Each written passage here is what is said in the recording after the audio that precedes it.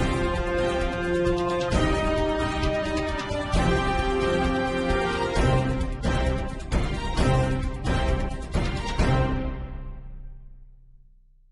आप देख रहे हैं भारत न्यूज।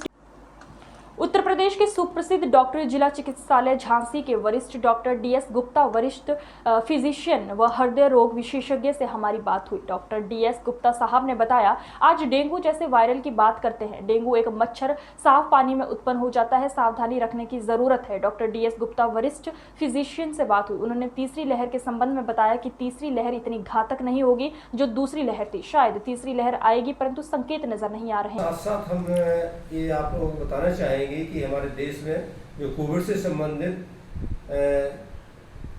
100 करोड़ टीके लग चुके हैं, उससे बहुत बड़ा बचाव हुआ है। उसके साथ साथ जैसे सभी लोगों ने कहा, मैं भी आपके माध्यम से कहना चाहूँगा कि टीके लगने के बावजूद भी लोगों को मास्क पूरी तरह से पालन करना चाहिए, हाथों को साफ रखना चाहिए। अगर किसी को संपर्क में आए हैं तो हाथों ठीक से धोना चाहिए।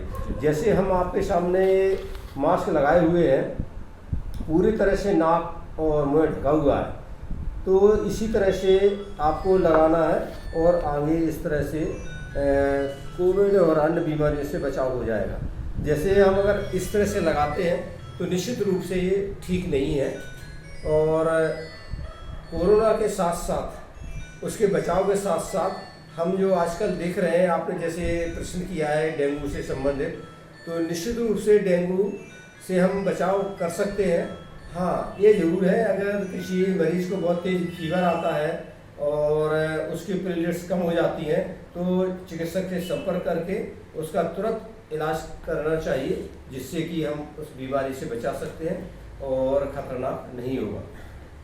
डॉक्टर साहब, जैसे बहुत से लोगों की अफवाहें हैं आजकल फैलती रहती हैं। लोग कहते हैं डेंगू के रूप में जो बच्चों में आया है ये तीसरी लहर का संकेत है।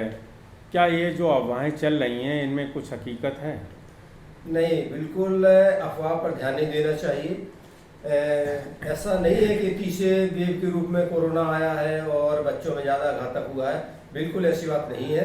हाँ, डेंगू है या अन्य वायरल फीवर है जो बच्चों में ज़्यादा खतरनाक हो सकता है, और बच्चों को हमें ज़रूर ज़्यादा ध्यान देना चाहिए, जिससे कि उनमें घातक ना हो और वो बीमारी से ठीक हो सके और घर परिवार में ठीक से रह सकें।